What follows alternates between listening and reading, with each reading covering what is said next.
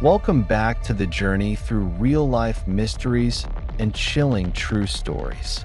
And if this is your first time here, be prepared, because the stories you're about to hear won't just send shivers down your spine. They'll make you wonder what might be lurking just beyond what we can see. Don't forget to subscribe, turn on the notification bell, and share this channel with fellow seekers of the strange and unexplained. Are you ready? The journey begins now.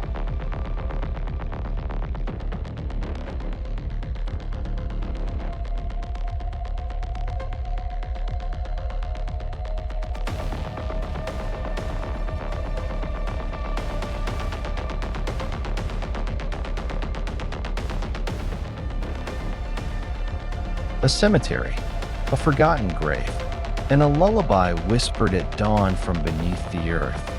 Over 100 witnesses. No source, no explanation.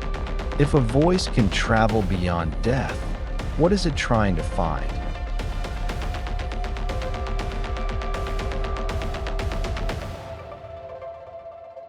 The voice from the deep grave, Glasnevin Cemetery, Ireland.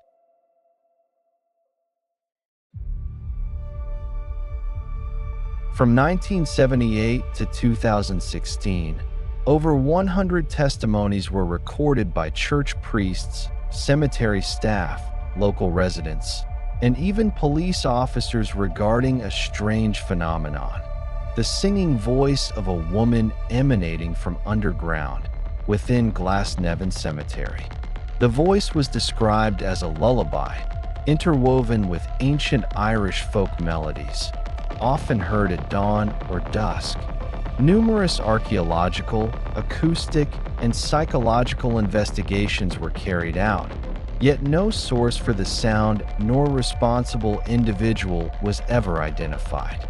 Some covert excavations were allegedly conducted, but all information was later suppressed. Leaked documents in 2015 confirmed the phenomenon may be linked to an unidentified grave buried before 1830.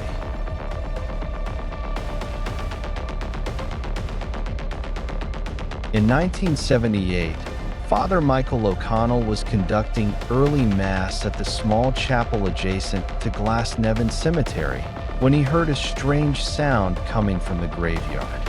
It was a woman's voice, clear and bright, singing, though no one was supposed to be in the area at that hour. Father Michael stepped outside and walked along a row of old graves. The sky was still gray with morning mist. The singing seemed to rise from beneath the ground, not from any particular direction.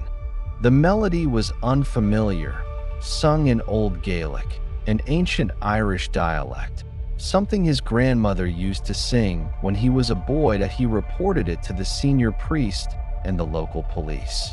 But when authorities arrived, the voice had vanished. No suspicious person was found. The police dismissed it as an auditory illusion due to early morning silence. But Father Michael was certain he hadn't imagined it. And he wasn't the only. 1.2 days later, cemetery keeper Gerald Hayes filed an official report stating he heard the same song 3 times before dawn. He even recorded it on a cassette. Tape.an audio lab at Dublin University analyzed the tape. Female voice, high pitch, no background noise, no splicing.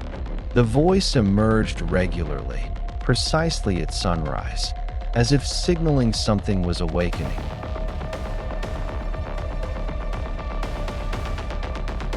In April 1980, an archaeological team from Trinity College Dublin was granted permission to excavate the northern section of the cemetery, where Father Michael and Mr. Hayes claimed the voice originated. This part had been in use since the 18th century, but records were incomplete. After 3 days of digging, they uncovered an old grave tangled with roots and hardened clay. Inside the rotted coffin were the remains of a woman, lying on her side, arms crossed, with a silk wrap around her head. No name, no marker, but strangely, the larynx and throat cartilage were nearly intact. An impossibility after 150-plus years underground X-ray scans revealed the voice box had a unique structure, suggesting classical vocal training. The silk head wrap bore faded Gaelic words, Emo gra Thursday, I love you. After the excavation, the voice stopped for 4 full years. Many believed the disruption had broken the phenomenon, but they were wrong. In 1985, the voice came back, but now it sang not only at dawn, but also late at night, especially on full moons. Cemetery staff said the voice floated like a breeze, yet no wind stirred the trees. At times, the song became a soft cry. A young woman named Aoife Brennan reported hearing an old lullaby in Gaelic while passing the cemetery at 3 a.m. and saw a woman in white beside the unmarked grave. When she approached, the figure faded into nothingness. Modern recorders were used, but the files all became corrupted, just static and reversed waves. Only one clip survived, 6 seconds of whispered Gaelic repeating, Tame fas ansio. I am still here.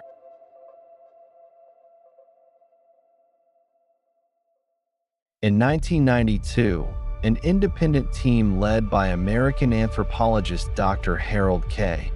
Lehman requested permission to study the site. They were allowed access at night, accompanied by church officials. Nothing happened the first 3 nights. But on the 4th, analog recording equipment captured the clearest sample ever. A woman singing an ancient version of the Irish folk song, The Parting Glass, a version undocumented in any archive. When presented at a private conference, church officials demanded its removal. One bootleg copy circulated among academic circles. Dr. Lehman noted, the voice reflects sorrow, not hatred, as if she's still singing for the one she loves. 3 months later, Dr. Lehman disappeared on a domestic flight from Cork to London.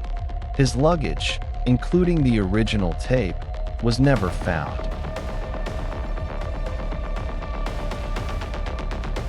In 1999, during a sewage upgrade near the old grave, workers discovered a rusted metal tube sealed with red wax. Inside was a faded parchment with legible iron ink writing. If you hear her voice, do not answer. Do not respond. Let her sleep. For if her voice is echoed, she cannot leave. No name, no date. Experts suspect it came from a 19th century monk. The document was filed in National Archives, but quickly restricted for spiritual and cultural reasons. After that, few dared approach the grave at night.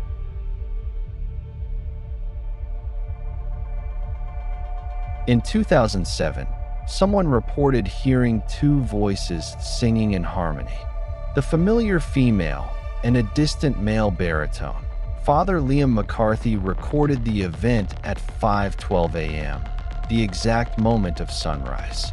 Both voices sang the same simple melody 3 times, then vanished. A music student analyzing the sound waves noted.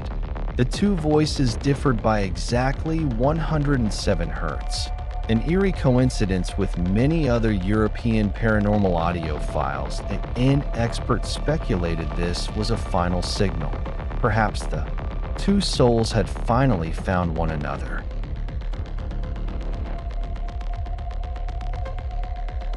From 2008 to 2016, no more voices were heard. The cemetery felt quiet. No paranormal activity. No strange frequencies. Yet for those who once heard her, it felt wrong. That a woman named Caitlin Fay, who lived beside the cemetery, said, I don't hear her anymore, but it feels like She's waiting for me to answer, like I owe her a reply. In 2016, a 10-year-old boy playing near the grave told his mother, "She's not sad anymore. She's gone now. But she told me not to sing her song."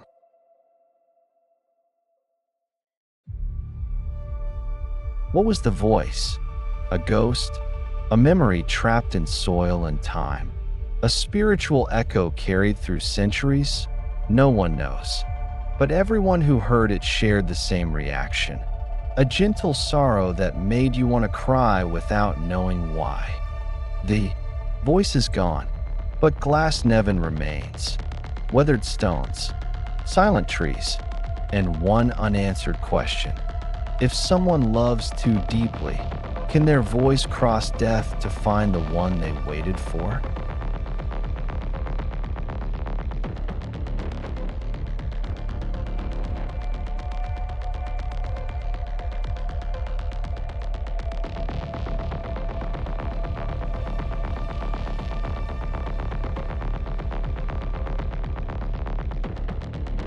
A city bus in Hungary vanished from all GPS, radio, and surveillance systems for over 3 hours. When it reappeared, it was empty. Mud, dried blood, and stretched seatbelts were the only clues. 14 people boarded. None were ever seen. Again, this is a real case, and the bus may still be running.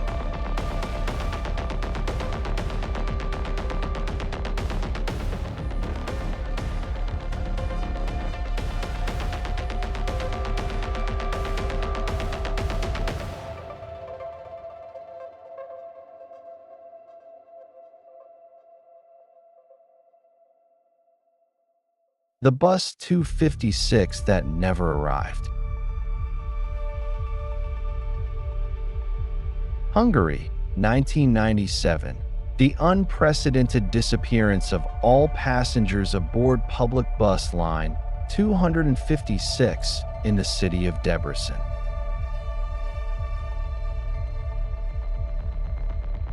True case. Based on original documents from Debrecen Public Transport Company, DKV, the investigation files of the Hungarian National Police, and witness testimonies reported by contemporary media. On November 21, 1997, a bus bearing the number 256 and license plate KSC 197 departed on schedule, carrying 14 passengers and one driver. After the fourth stop, the bus vanished from GPS tracking and all communication systems for exactly 3 hours and 6 minutes. When the vehicle reappeared, at the final terminal, it was empty. The seats were covered in unidentified mud. Seat belts were torn or stretched unnaturally, as if from a violent struggle, and traces of dried blood were found on handrails, windows, and the ceiling. No bodies, no emergency calls, no screams. The 14 passengers were never found. Since then, Bus 256 has haunted the memory of Hungary's public transport system.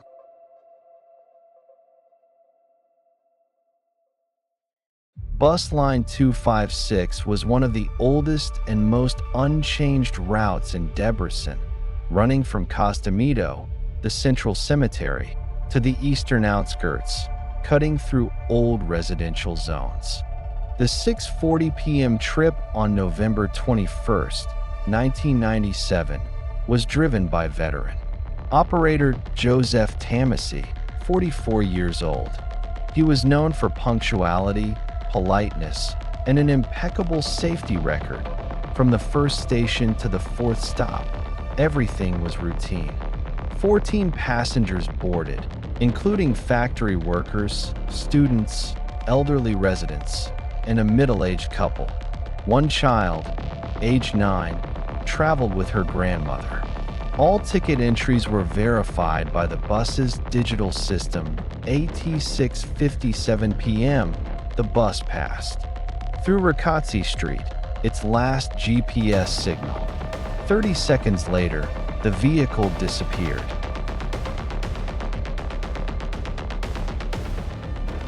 The operations center noticed the bus's GPS signal vanished at 7 p.m., but assumed it was a temporary glitch. However, after 45 minutes of silence from the driver, they sounded an internal alarm. A patrol unit was dispatched to follow the route. Nothing was found at 10:06 p.m. The system suddenly displayed bus 256, stationary at the final terminal. A staff member went to inspect it and was met with an unexplainable scene. The bus was completely empty. The driver was gone. All passengers had vanished. The lights were dim. The engine was cold. Yet thick mud covered the floor, concentrated near the middle and rear rows. Seatbelts were torn or pulled tight to breaking. On the ceiling and windows, dried blood was clearly visible under the yellow cabin lights.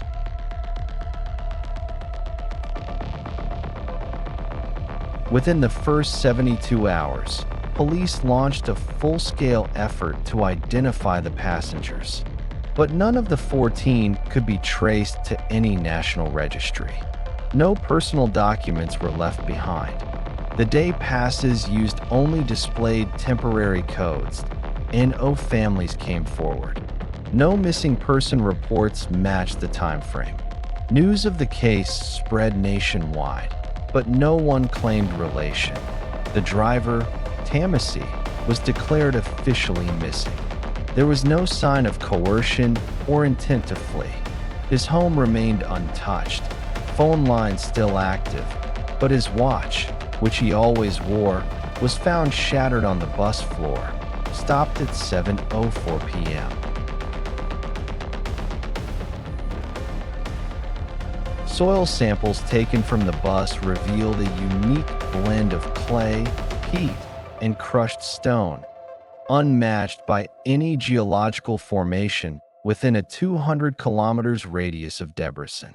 A similar sample had only been recorded once before, in the now-buried Cod Marsh, which was drained in the 1940s. Blood analysis showed 5 distinct DNA profiles, none of which matched any medical, civil, or criminal databases in the European Union. An 18-second audio clip recovered from the onboard radio system contained distorted, looping noise. When reversed and slowed, audio engineers discovered a repeated phrase, Nem turnek vissza, Hungarian. They do not return.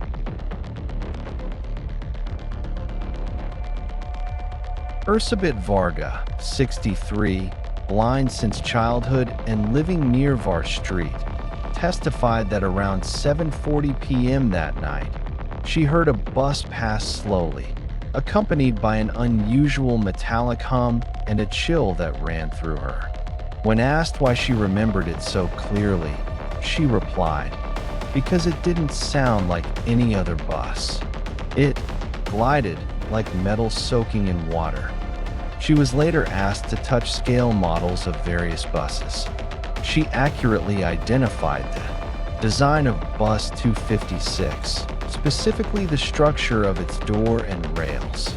Oddly, traffic logs confirmed no buses passed that area during her described time frame.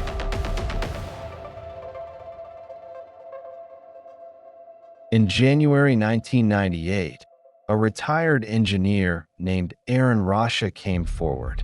He claimed to have worked on a test line called Bus 256A in 1984, which briefly ran through a now-defunct forest corridor. In 1985, a strange accident occurred. 256A veered off course and fell into a marsh trench. All passengers were unharmed, but the driver reported the bus was pulled into a road that wasn't on the map. That bus's license plate, KSC 197, identical to the vehicle involved in the 1997 incident.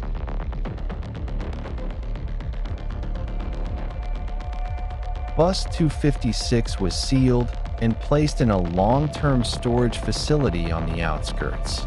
But each year, On the night of November 21st, surveillance cameras recorded a man in a long black coat and fedora standing in front of the bus for exactly 3 minutes. He would place his hand on the window and silently walk away, no ID, no entry logs. Yet the handprint remained clear on the glass, even under a thick layer of dust.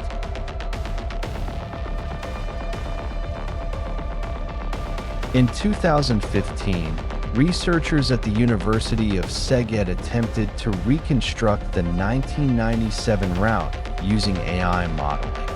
All simulations resulted in the same conclusion: unable to identify spatial linkage.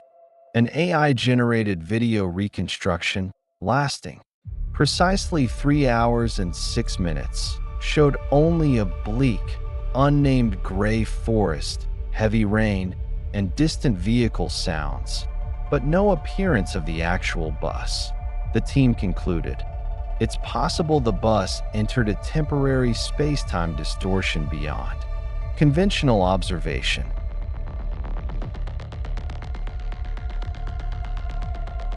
Since 1997, the number 256 has been retired, but stories persist. Taxi drivers, night shift workers, and East Debrecen residents continue to report sightings of an old reddish-brown bus gliding silently through fog between 2-3 a.m. and no lights. No license plate. Inside, 14 shadowy figures sit upright, still facing forward. When onlookers turn back for a second look, the bus is gone. They say some buses don't take you to your destination. They take you away from the world, from time, from everything you've ever known.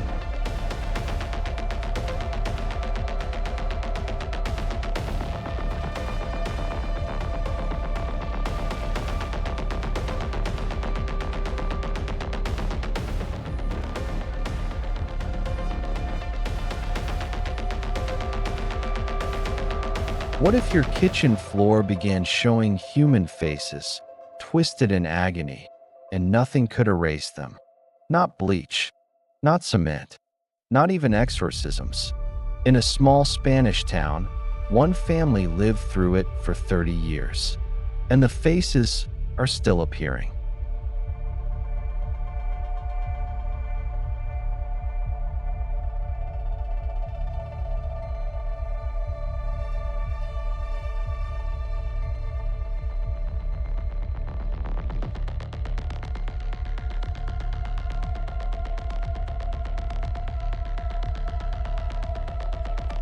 The faces beneath the floor. The Belmez case, Spain, 1971. A supernatural phenomenon of mysterious human faces appearing on a kitchen floor for over 30 years.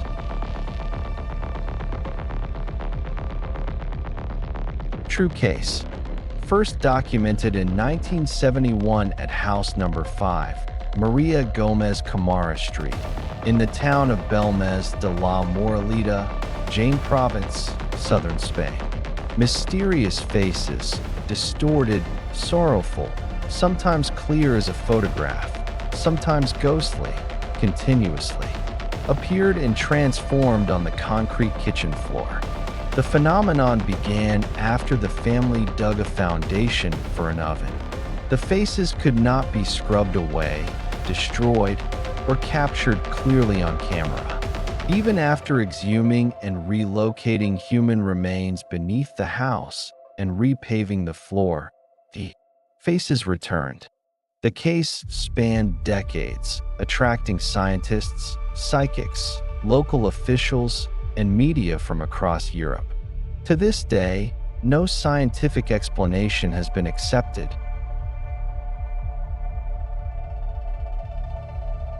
On August 23, 1971, Maria Gomez Camara, the homeowner, noticed a black stain like burnt charcoal in the middle of her kitchen floor.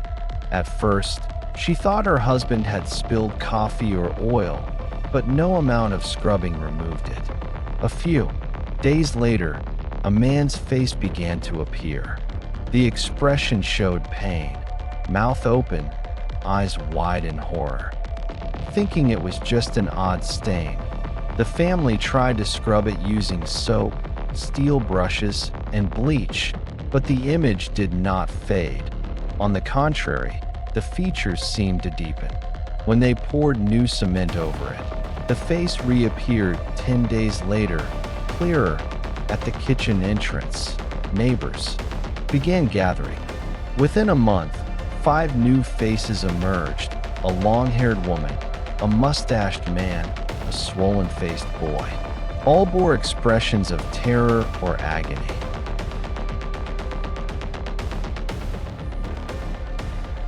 News of the faces on the floor spread across Jane within weeks. Local newspapers called it La Casa del Horror Silencioso, the House of Silent Horror. Hundreds came to see, some even camping outside to glimpse the floor. Officials sent inspectors and construction engineers. The first photo taken of the floor appeared completely blurred, though the camera was working. The University of Seville dispatched materials experts to test reflectivity. Using microabrasion equipment to extract samples, they found no pigment, paint, or chemical traces that a surveillance camera was installed. It recorded a face changing over 4 days, drooping eyelids, a slowly closing mouth, and eventually fading into the cement like melting ice.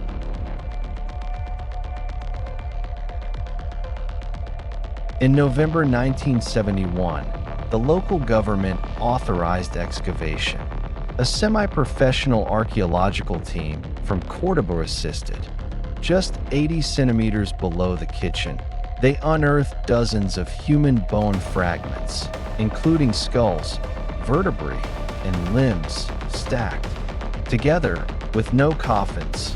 Carbon dating showed the bones were from the 17th to 19th centuries, unrelated to any official cemetery. Some bones showed signs of being severed or stabbed. The remains were respectfully reburied, and a new concrete floor poured. Yet only 18 days later, a new face appeared, this time with a crooked smile. From 1972 to 1981, at least 7 film crews and scientific research teams tried to document the phenomenon. All failed. Film reels were burned, photos overexposed or warped. Microphones picked up strange breathing and whispering sounds out of German. Team from Bayerischer Rundfunk filmed for 4 days using 4 different cameras. All footage of the kitchen was heavily distorted, as if magnetic interference corrupted the recordings to IN 2002. A photographer using infrared imaging finally captured a photo of the floor, showing 3 layered faces, overlapping like negatives.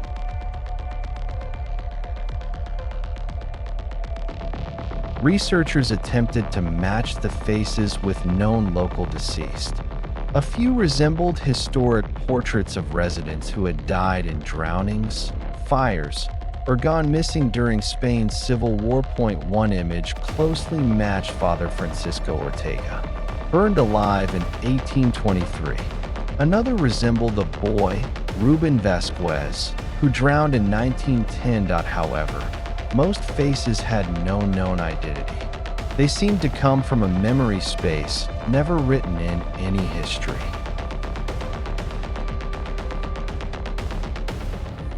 Starting in 1973, the family reported nightly phenomena: barefoot footsteps, fingernail tapping on iron, women weeping, and voices calling names they didn't recognize. One night at 3:13 a.m., Maria's grandson, Juan Miguel, heard a whisper in his ear, "Déjalos mirar, let them be seen." Rushing to the kitchen, he found a new face of a long-haired woman, just emerging from the concrete.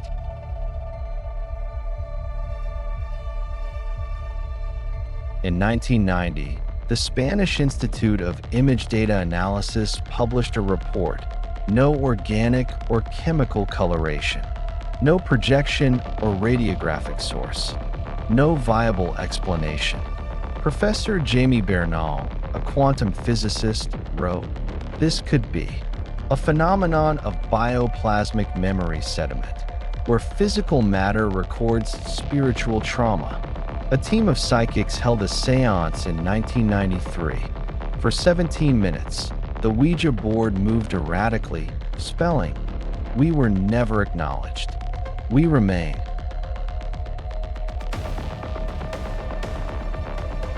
After Maria's house was closed in 2000, two neighboring properties, once part of the same estate, began showing similar phenomena. In one toolshed, three faces appeared overnight after a storm. In a nearby inn, cracked tiles revealed the giant eyes of a newborn child. The mayor of Belmez declared the area a multidisciplinary anomalous phenomena monitoring zone, installing magnetic and acoustic sensors.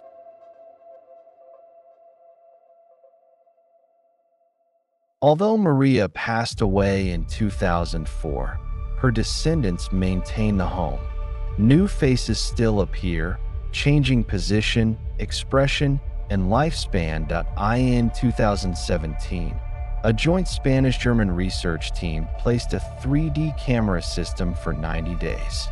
It recorded at least 34 face variants, including 6 never previously seen. Some faces only appeared under moonlight or at temperatures below 12 degrees C. Many believe the floor is a memory archive for forgotten souls, and each time a face emerges, it is a cry for help. One no living person can answer.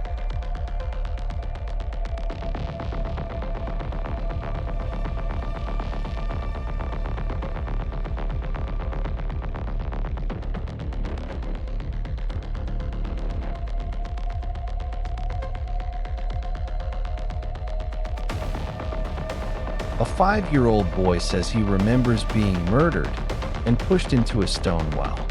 30 years later, police find a skeleton of a child in the exact spot, but the DNA doesn't match anyone.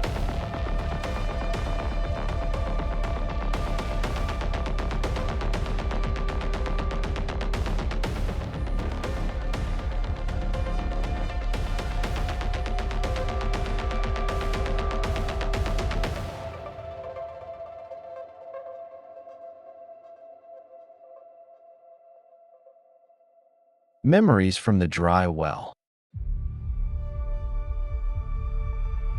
A true case, reported in a remote village in northern Europe in 1947. A 5-year-old boy named Emil Kristofferson suddenly began telling his family and teacher that he had once been killed, pushed into a dry stone well in the forest. His descriptions were far too detailed for a child. The well's shape, a Y-shaped crack in the stone, the smell of moss, the echoing impact, the color of the rocks, the light filtering down from the opening, and the pain, like my head broke from the inside. At first, his parents thought it was imagination, but over 3 decades later, police excavated the exact location Emil described and discovered the skeleton of a 5-year-old child who had been murdered. The remains matched no missing child records in the area, and DNA did not match any known local bloodline. The case has never been fully explained. Some psychologists suggest it was childhood confabulation, but many researchers in reincarnation and spiritual studies believe Emil had remembered a death from a previous life.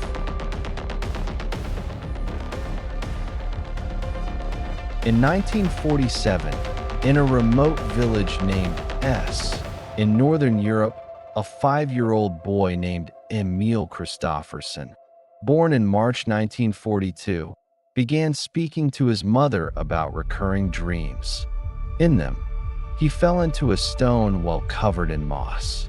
The well was damp, cold, and dark as if bottomless. Each time he woke, he screamed in panic. "I was killed, pushed into the well. I died there."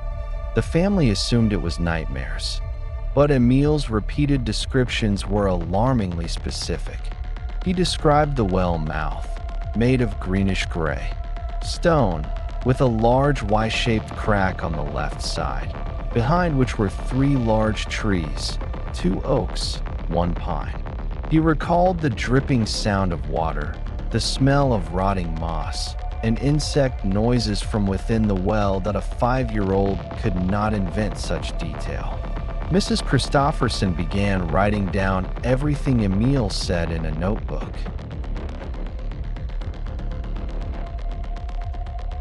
At school, Emil often drew pictures of a boy standing by a stone well.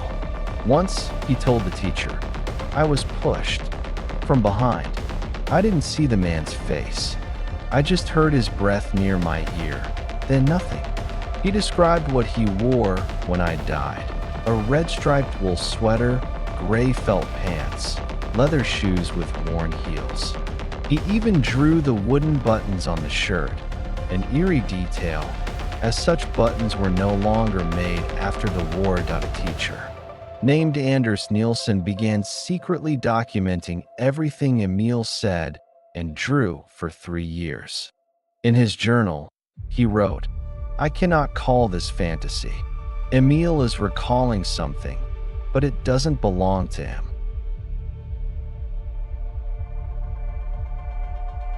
The Kristoffersons left the village of S in 1951.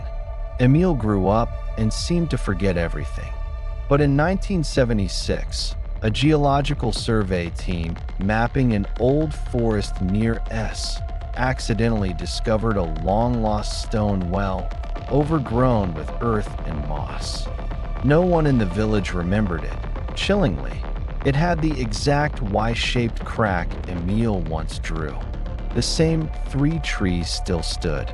The stones were gray-blue and reeked of moss. The discovery spread quickly.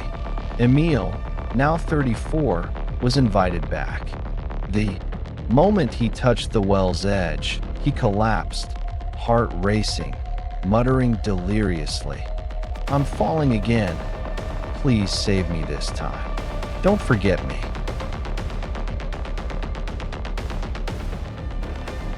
On June 17, 1976, police and archaeological experts began excavating the well.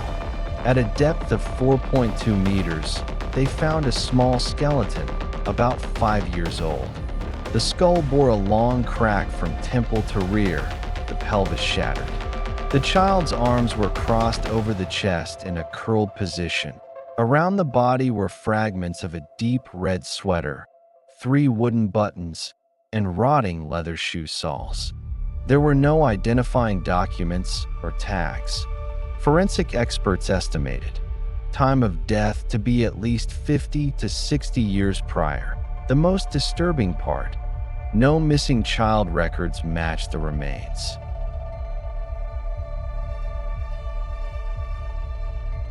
After extensive review, only one case seemed potentially related: a boy named Carl Jorgensen, who vanished while playing near the woods in 1923. No one had witnessed his disappearance. But when DNA from the remains was tested against the Jorgensen descendants, there was no match. Height, age, and bone shape were close, but inconclusive. The investigation report stated, "There is not enough evidence to confirm identity. This was a child no one remembered."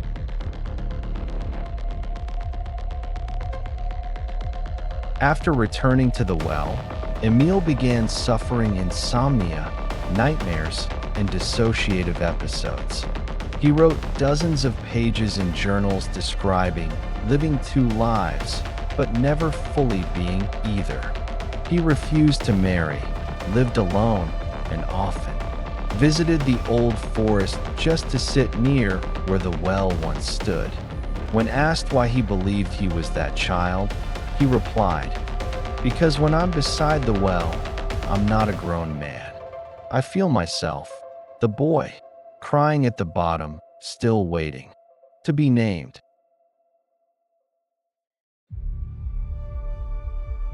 Authorities decided to fill the well, erect warning signs, and fence the area. The skeleton was buried in the local cemetery under a gravestone marked, "Unknown Child, the one no one sought." But villagers say that during pale moonlit nights, they hear small footsteps in the woods. Some swear they've seen a boy's shadow near the pine tree, silently gazing toward where the well once stood. The case remains open. No theory has ever explained it better than the simplest one. A child died forgotten, and another child remembered for him.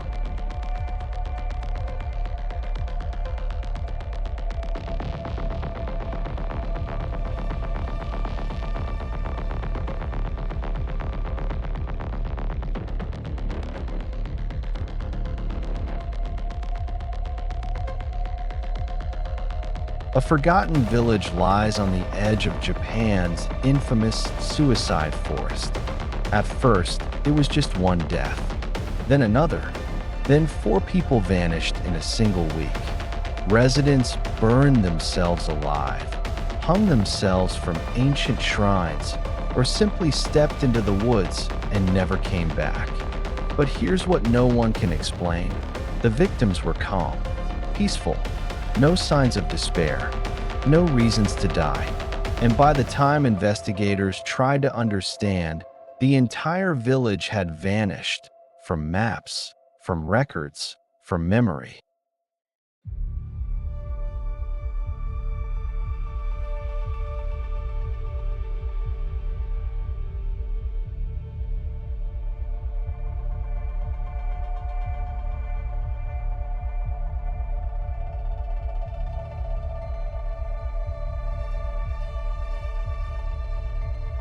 The suicide deaths in Aokigahara village, Japan.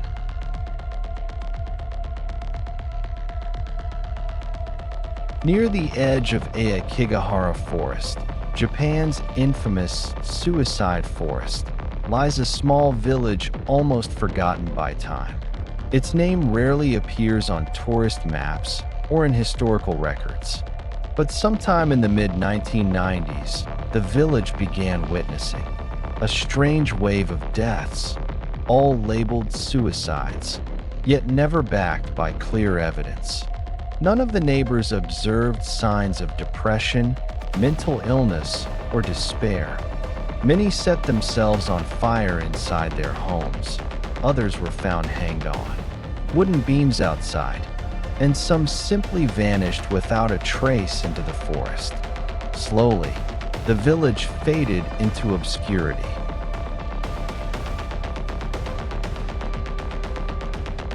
June 1996. The Takano family lived on the edge of the village, near a trail leading into Aokigahara. Mr. Takano, a quiet carpenter, lived with his wife and son. One cold, rainy night, neighbors spotted their house ablaze. No screams were heard, no smell of gasoline, no sign of electrical fault.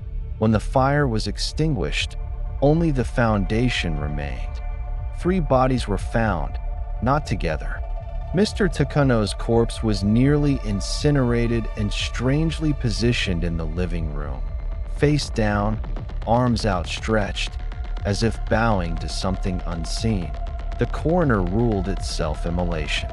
But no, one could explain how the fire spread so evenly. Even stranger, the property disappeared from official land maps the following month, as if it had never existed. In 1997, a woman named Ayako, who lived alone near an old shrine, was found hanging from a torii gate. She was a schoolteacher, never showed any signs of mental distress. The only note she left behind read, "I kept hearing my name for 3 nights in a row." School surveillance showed something odd. 3 nights before her death, Ayako left home at exactly 2:03 a.m., walked toward the forest, and returned around 4 a.m. When questioned, she had no memory of leaving. After her passing, one student claimed to have seen Miss Ayako in class that same morning. The teacher smiled, then vanished when the child blinked. The Yamato family moved to the village in 1999, settling into an abandoned wooden house. Within a month, the husband began hearing knocking on the walls every night, 3 steady knocks. His wife dismissed it as wind or wildlife point one night. He woke up early and recorded the sounds, but on playback, there were no knocks.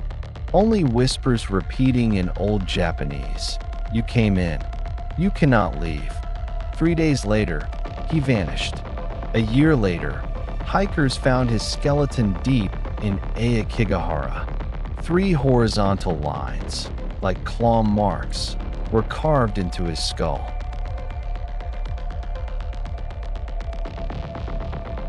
In 2001, the village panicked as 4 unrelated people disappeared within 1 week.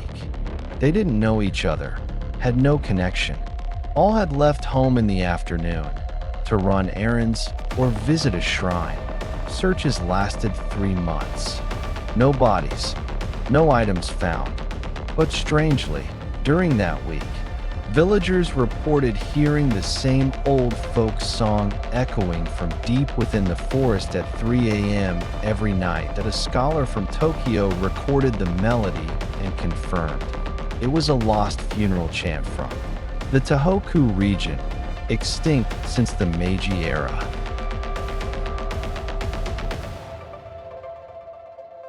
October 2004. A teenager named Keisuke lived with his grandmother in a riverside cottage. One day, she asked neighbors for help. Keisuke had locked himself in his room for 3 days. When villagers broke the door down, they found an empty room. No Keisuke, no belongings, just a dark, human-shaped burn mark on the floor. Faint writing on the wall read, "The door only opens from the other side." His grandmother was relocated.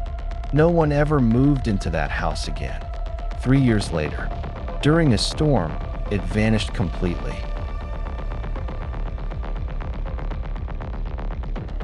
Though the village thinned out, a few families remained.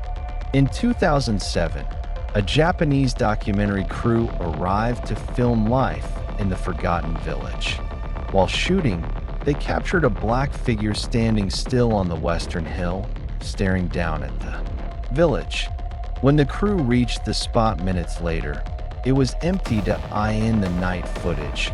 The figure appeared at least 6 times in different angles. Each time, the camera experienced exactly 7 seconds of static. 3 months later, the director vanished en route to Kyoto. His car was abandoned near an entrance to Aokigahara. By 2010, only 8 households remained. Google Maps no longer displayed the village name. Road signs had eroded beyond legibility that a researcher specializing in nonlinear time anomalies visited, bringing a magnetic frequency reader. Over 3 days, the device recorded persistent distortions, especially at former death sites on his last night. He left behind a handwritten note. "There are no ghosts here, only an unnamed emptiness." He never returned. By 2015, the village was erased from Yamanashi's administrative records.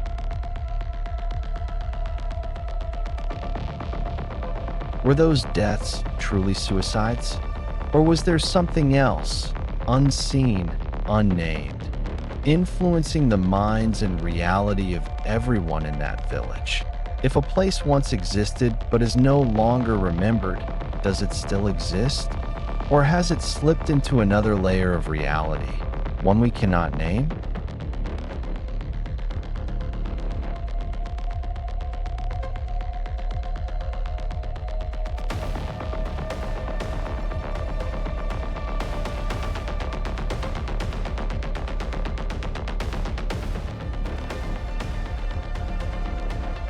A distorted laugh, a whisper on radio.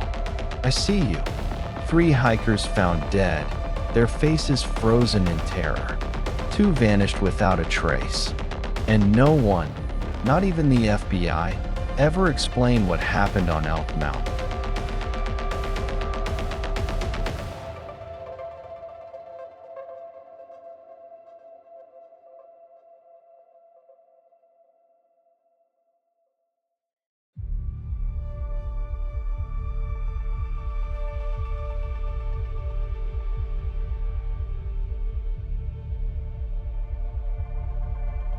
The last laugh on Elk Mountain.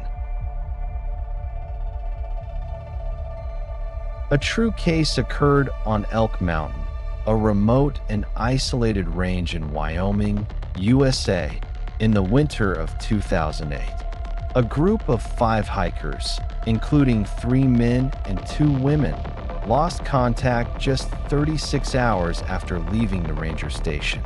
Their radio equipment captured a strange audio transmission, prolonged, inhuman laughter, followed by a whispering voice that clearly said, "I see you." When rescue teams reached the forest campsite, 3 members were found dead, no visible injuries, but frozen. In absolute terror, the other 2 were never found. The investigation was conducted by state police, search and rescue units, and the FBI. To this day, no official reports have been released. Most of the details surfaced through leaked documents and witness testimonies. Some experts called it a case of group psychosis induced by environmental stress. However, the unnatural radio signal, the condition of the bodies, and the unexplained disappearance of 2 members have made this one of the most chilling mysteries in Elk Mountain's history. On December 12, 2008, 5 hikers, Owen Mercer, 28, professional mountain guide, Abby Flores, 25, Lauren Chun, 24, Kyle Danner, 29, and Jordan Miles, 27, departed from South Pass Ranger Station, Wyoming, intending to ascend Elk Mountain. It was one of the most treacherous winter routes. Owen had climbed Elk 4 times. Kyle was his friend, a casual climber. Lauren and Abby were university friends of Jordan, a part-time journalist writing a feature on extreme cold survival. Conditions were clear. The group departed at 5:42 a.m., fully equipped with long-range communication devices, 4-season tents, water filters, GPS, and a shortwave radio recorder, configured to auto-record abnormal frequencies. At approximately 5 p.m. on December 13th, just over 36 hours in, South Pass received a disrupted signal from the group's shortwave radio. The recording lasted 2 minutes and 14 seconds. It included howling wind and heavy breathing. 11 seconds of distorted, prolonged laughter, not fully human. A whispering voice saying, "I see you. I see all of you." Then came a woman's scream, followed by silence. The recording was forwarded to the rescue team and FBI. An emergency team of 8 was dispatched immediately. On December 14th, the rescue team reached the group's campsite at an altitude of 2,800 meters. The scene was bizarre. The tent was torn open from the inside. 3 bodies were found. one near a tree, one still in a sleeping bag, one lying face down. Near a snow ledge, none had visible injuries. Their bodies were frozen solid, eyes wide open, mouths agape as if screaming. One, Jordan, still held a crushed audio recorder. The other two, Owen and Abby, were gone. Snow showed no trace of them, leaving the site. For the next 7 days, authorities deployed rescue teams, sniffer dogs, and drones across the elk range. No signs of Owen or Abby were ever found. No clothes, no equipment, no GPS ping. Unofficial reports from a rescuer claim that on the night of December 15th, he heard the same laughter from the recording echoing through the woods when no one else was nearby.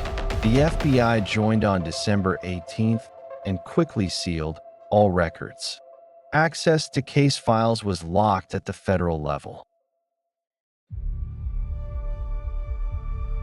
Independent sound analysts reviewing the leaked recording determined that the laughter did not match any natural human vocal range. Frequency deviations suggested the source was either electronically altered or not of human origin. The whispering voice contained 2 overlapping tracks, one deep male tone and a faint female voice, speaking simultaneously. Autopsy of Lauren, one of the victims, revealed severely contracted adrenal glands, indicating extreme stress or fear prior to death, without signs of trauma or hypothermia. Online forums about unexplained phenomena quickly picked up the case.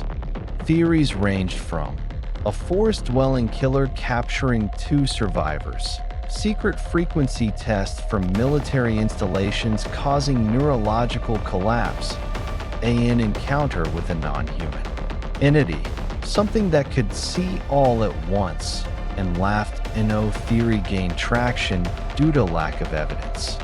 Victims' families were instructed not to speak publicly. Autopsy reports remained sealed. In 2012, an independent journalist filed a FOIA request to the FBI. It was denied, citing national security concerns.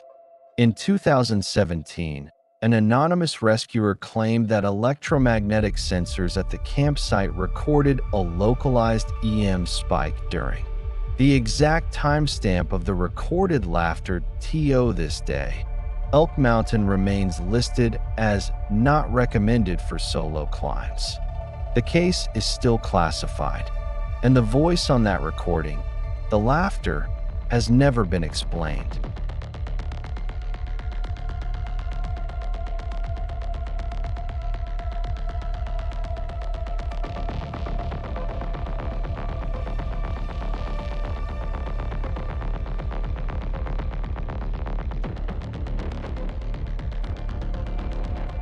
It was supposed to be a simple stop on a trip to the 1910 Paris World Exposition. 2 Englishwomen checked into a quiet hotel, room 342, 3rd floor, window view. They slept soundly. Nothing was wrong. But when one fell ill and the other returned, with help, the hotel had vanished. No staff, no records. The building itself was gone. The street was still there, but the hotel had never existed, or so everyone claimed. One of them received a letter months later from someone who should have disappeared.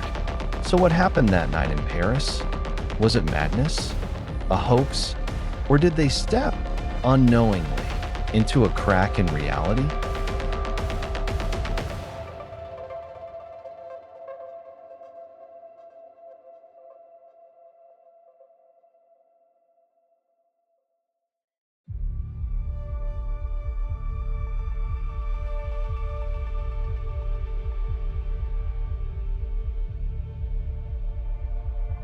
The vanishing hotel room in Paris France, 1910. This story was first documented in personal memoirs and English press articles in the early 20th century. According to these sources, two middle-aged Englishwomen experienced a bizarre incident during their trip to the International Exposition. In Paris in 1910, a hotel room, and even the entire hotel where they had spent the night vanished without a trace the next morning. The name of the hotel, its address, and even the street itself no longer existed. No one recognized it. No photograph, no registration, only their memories, and a strange silence draping over the city of light.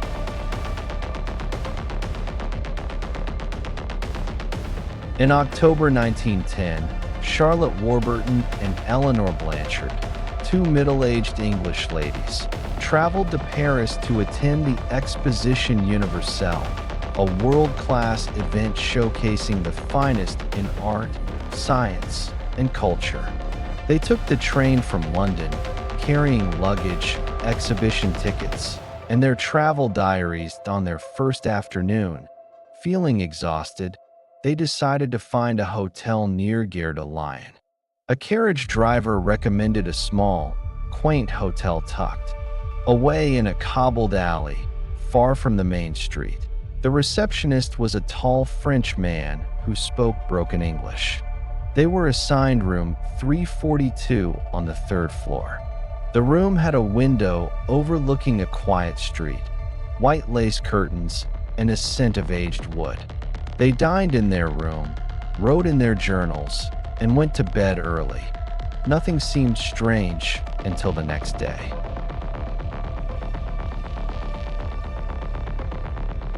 The next morning, Eleanor woke to find Charlotte burning with fever and mumbling incoherently. Eleanor rushed down to the front desk to get help. The receptionist summoned a taxi, and Eleanor was taken to a central hospital to find an English-speaking Dr. It took her nearly 3 hours to arrange for a doctor to return with her. When she came back to the alley, everything had changed. There was no hotel, no signboard. In its place was a dusty tailor shop with cobweb-covered windows and a faded, firm sign. Eleanor walked the street up and down 3 times. Nothing resembled the building where they had stayed. In a panic, she asked nearby locals. None had heard of such a hotel. No one had seen room 342. No one recognized her descriptions. Paris, suddenly, denied its own past.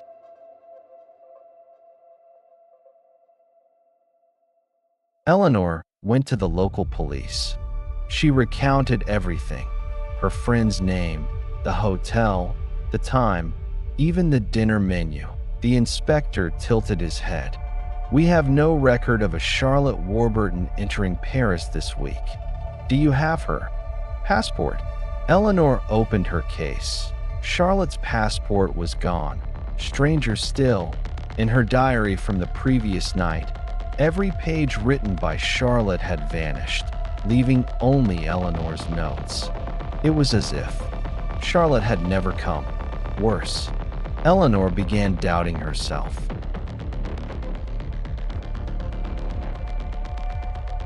A few days later, in desperation, Eleanor visited the exposition grounds where she and Charlotte had planned to go. There, she met an Austrian street artist sketching visitors. Flipping through his sketchbook dated October 14th, she found an image. 2 English ladies in front of a French hotel with a faded sign, matching her memory. The artist claimed he drew it from memory, but had never found the hotel again. "I thought I imagined it, since no one ever confirmed it existed." Eleanor trembled. What if the hotel appeared only once for those who needed it? A French metaphysics researcher, Professor Emil Duval, upon hearing Eleanor's account, proposed a bold theory. Some places in Europe, especially ancient cities, may harbor time slips, where time loops or bends. Those who enter may glimpse fragments of the past or the future. You didn't get lost in a hotel, he said. You walked into another time. He referenced a case from 1901 where two English teachers reported encountering the ghost of Marie Antoinette. At Versailles, the veil between memory and reality may be thinner than we think. 2 weeks later, Eleanor returned to England in a state of distress. Most believed she had suffered a breakdown. But months later, a handwritten letter arrived at her Oxford home.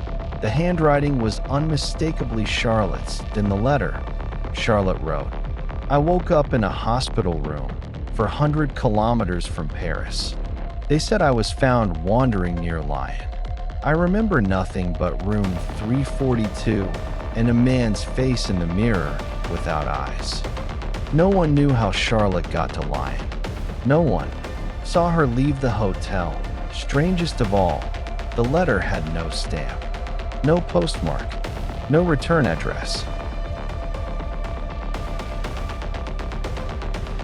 To this day, the vanishing hotel room in Paris remains one of the most confounding mysteries of the 20th century. The story inspired films, novels, and paranormal studies. Some believe it was temporary amnesia. Others claim it was a reality slip, a shift in layers of existence. And the more spiritual say, Paris is home to wandering spirits. When someone is lost, afraid, or desperate, a door may open. But sometimes it doesn't lead where you expect. If you woke in a place no one acknowledges, and your memories were denied by the world, would you trust your mind or everything around you? And if there were a hotel that opened for just one night for the lost, would you dare to step in?